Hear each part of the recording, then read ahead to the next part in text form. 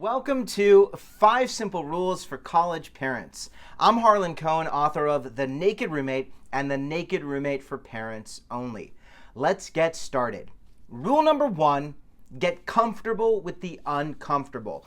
Now, college is a dramatic change for your child, and it's a huge change for you. And with change comes discomfort. For example, you're going to look in the mirror and you're going to be like, wow, I'm so young and so attractive. How could I possibly have a child in college?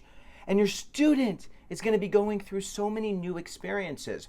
The number one challenge I see students face is they fight uncomfortable. And when you fight uncomfortable, it consumes 100% of your time.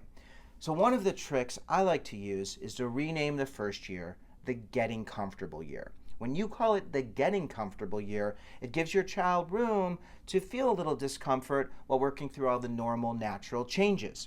Now, there are 5 big transitions your child's going to go through this first year in college. The first is social, then there's emotional, then physical, financial, and academic. Social, emotional, physical, financial, and academic. Now, I host a longer form version of 5 Simple Rules for College Parents. And during this live event, you can participate with me. I get deeper into these 5 transitions and help you to identify specific challenges, and also can work through some of those challenges that you're concerned about as well. So I invite you to participate in that. But the social, emotional, physical, financial, and academic transitions, they throw a lot of students. Most students don't see it coming, and most parents don't either. According to the most recent data by ACHA, NCHA, 51.1% of all college students admitted feeling hopeless over the past 12 months. 51.1%. And then when it comes to first-year students, over 66% of students admitted feeling lonely or homesick. And then you've got roughly a quarter of students who won't return to the same campus their second year. Some transfer, some just don't return at all. There are so many students who struggle, and high school, it doesn't prepare students for the social, emotional, physical, financial transition, mostly just the academic part. That's why 5 Simple Rules is so helpful for you parents, because it's going to help you to know what's coming and give you a framework so that you can be the best partner during this transition. Rule number 2, don't panic, think people, places, and patience. Don't panic, think people, places, and patience. Now, for parents, this is really important to you because so many of your life experiences have been wrapped up in your child's experiences. And that's a great thing. That can be a very healthy thing. But if they're no longer in school and you're no longer at the same events around the same people, your life shifts. What is it that excites you? Who are your people? Where are your places? And if you don't have those people and places, you're going to find yourself on campus, maybe renting an apartment or getting a condo wherever your kid goes to college, because that's where all the excitement is. You need to have things that really excite you so you can find your people and your places so that you can be patient during this change. And for your children, the formula is, who are your 5 people, where are your 3 places, and how long will it take for you to get where you want to go? Now, the number one question that students ask me is, how do I make friends? Especially that first year in college. And the answer is always people, places, and patience. It's really helpful to start with places. Places are where you sweat, play, pray, live, learn, lead, love, work. Sweat, play, pray, live, learn, lead, love, work. Sweat, play, pray, live, learn, lead, love, work. I know it's a mouthful, but this is where your child finds connection, community. If they deconstruct their friendships and relationships from high school, this is how they were able to create connection. A lot of students don't think about this. I like to advise students to go to places where you know you're going to be accepted and included. There are so many organizations that are welcoming and wonderful. Spiritual groups are great. Even if you're not into God, I'm like, listen, you get to meet nice people and you get free food. Now, if you're a parent who has a child who's already part of a place, an athlete, maybe an artist, someone who's part of a particular cohort, it is essential they have those 2 other places. And here's why. Because if they're in one place and the people around them are making questionable choices or choices that aren't in alignment with their values, if your child doesn't have any other people or places, they might be likely to do something that they regret or something that doesn't feel comfortable. But when they have people and places, they always have the power to make strong choices. So they have to have their 3 places on campus, and then people. Who are their people? And the way you meet people is you ask people for help.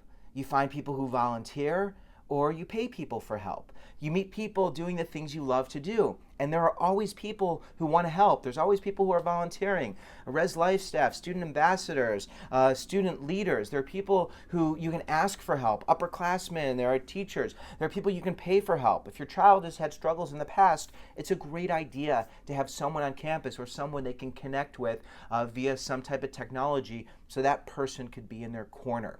People, places, and patience.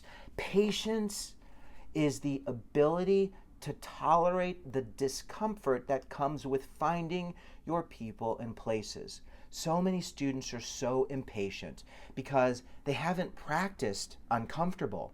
So as a parent, understanding their people and places and giving them permission and time to work through the process of finding your connection and community. Rule number 3.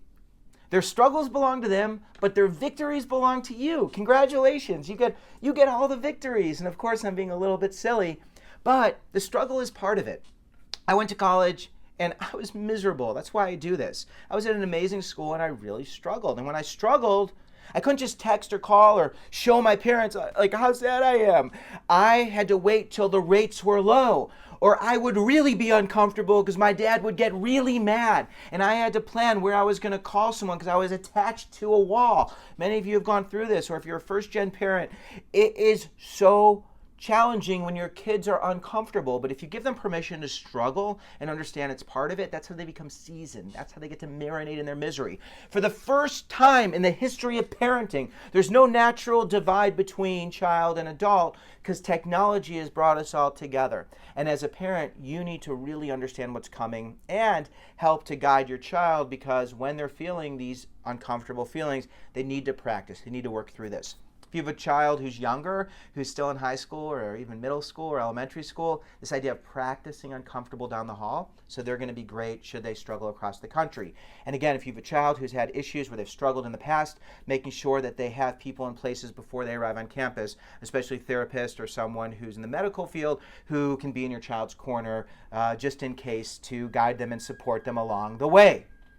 Rule number 4, apply the 24-hour rule. The 24-hour rule is great. If you like wine, enjoy some wine. Go to the movies. Go to a spa. Relax. Here's what's going to happen over those 24 hours. Number 1, the problem's still going to be there. Number 2, the problem will be fixed. And number 3, a new and exciting problem is going to come up and replace the problem you've been working so hard on. So your solution is not going to matter because there's already new problems for your child to work on. Now, of course, if there's something dangerous or life-threatening, it's a different situation.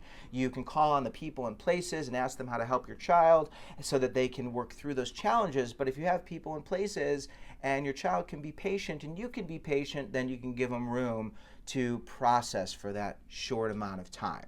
Rule number 5, ask them the question, what do you think you should do? And don't say anything. Give them time to figure it out, even if you know the answer. And after 24 hours, if they struggle, that's okay. And if they want help and you can ask them, do you need help? You can offer help by suggesting places they can find resources and people they can reach out to. This is why going to orientation, going to events, parents who are juniors, have juniors and younger children, when you're on campus, really thinking people, places, accumulating an inventory so that you can point your child to those resources, and giving them permission to get comfortable with the uncomfortable. If you've enjoyed 5 simple rules for college parents, I invite you to pick up a Best First Year All Access Pass. This will get you and your family a ticket to all my live online events. You'll get to participate in the extended version of 5 simple rules for college parents, where I can address your questions, speak directly to your concerns. I'm also hosting a live event for students. You're welcome to participate as well. 17 things you need to do before going to college, 7 money must-dos, college after dark, and then see it, believe it, make it happen, a leadership session. And I'm hosting monthly live Q&A sessions for students and parents. I'm so grateful to be in your corner. I'm so grateful to be in your child's corner. Thank you so much. Again, I'm Harlan Cohen. Have the best college experience.